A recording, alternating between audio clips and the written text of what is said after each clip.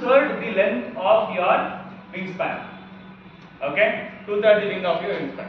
So considering all this, I'll just wind up little bit of aero modeling today, and I'll hand it over to our director, Prasad sir.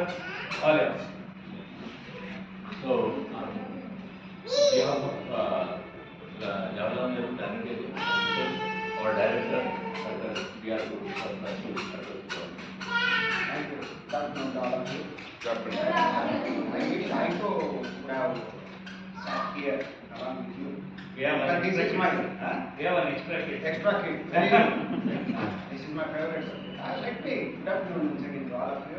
Really, it's overwhelming to see so many people are interested to come and participate in this. So somebody was asking whether fuselage can be very small. Somebody said yes. So these have to be very big and all those things. Then he said it has to be proportionate. Now I will ask you one question. Okay, which is the world's largest aircraft carrying passengers? Can you tell me?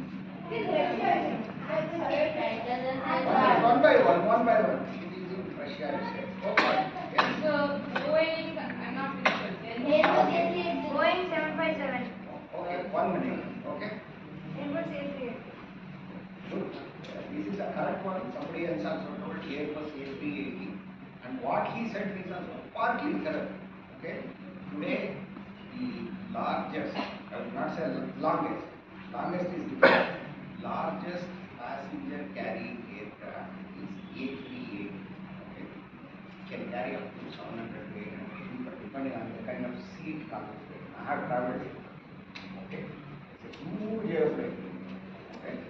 But it's a Russian plane, he said. Okay. A plane during the Soviet Russia era was built. Okay. It is called Antonov 225. Okay. Probably Ria was the name of that aeroplane. Unfortunately, during the Russia-Ukrainian war, it was destroyed. Only one was there. That's all. That is such a huge plane. In fact, I have seen almost. Its wingspan is such that if you look at the wing, it appeared to me as though it was a flyover rather than a wing. Such a huge aircraft with 6 engines, A225. Okay, and it's taken just can't believe that such a thing can fly. Such a huge thing. Probably it may carry more than 800. That it is not built for passenger carrying cargo.